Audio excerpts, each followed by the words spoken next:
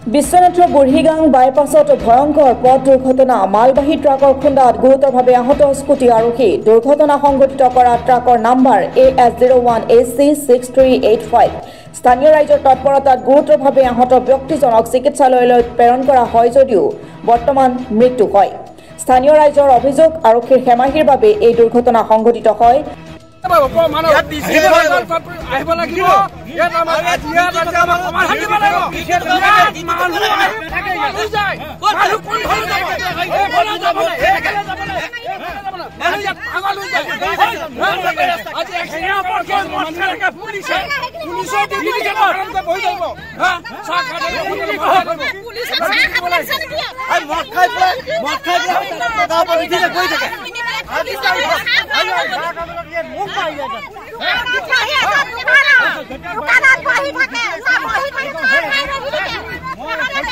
ভালকে ডিউটি নকৰে নেকি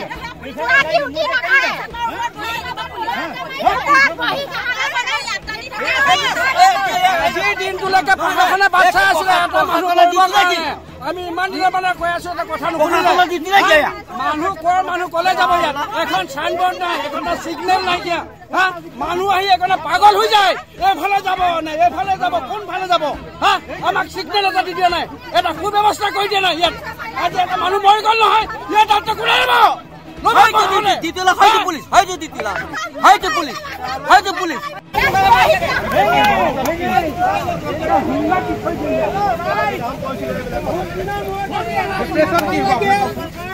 পুলিশ প্ৰশাসন আহি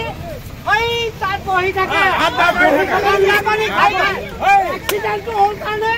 আজি আহি ইয়াত লেবেল মাৰি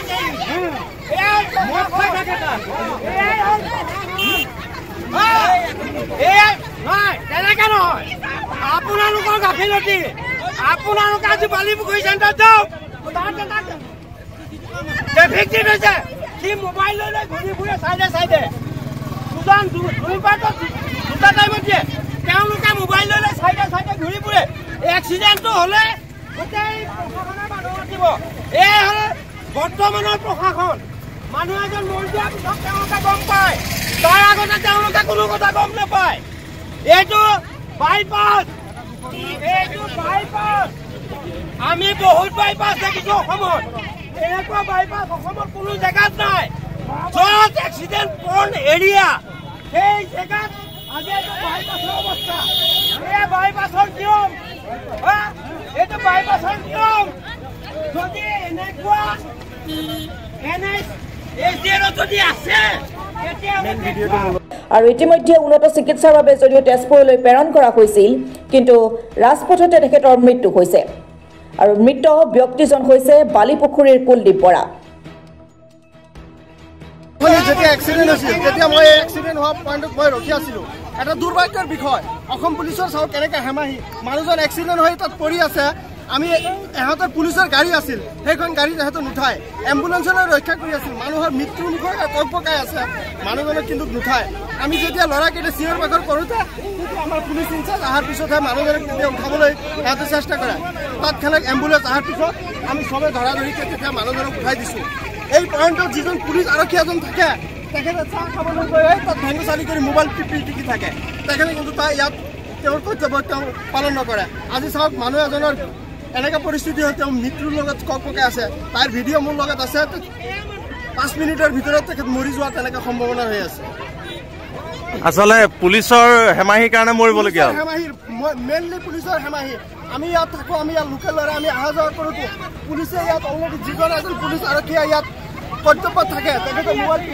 এই চাহ দোকানত গৈ বহি থাকে তেখেতে ইয়াত ফুল লিখৰ কৰ্তব্য পালন নকৰে অসম পুলিচৰ এনেকুৱা ভেঙচালিৰ কাৰণে বহুত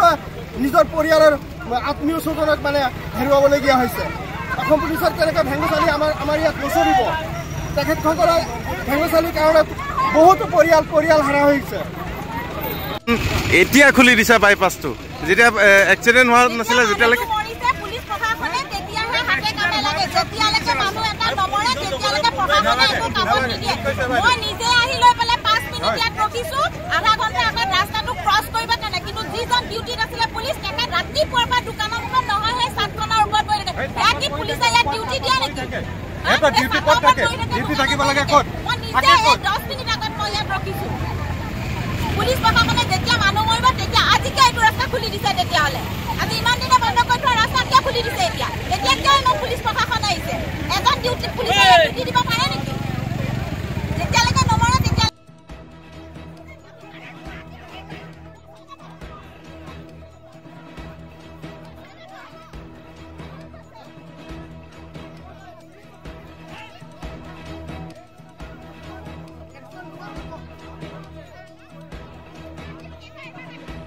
বিশ্বনাথৰ পৰা সুৰঞ্জন গগৈ ৰিপৰ্ট অসম টুডে।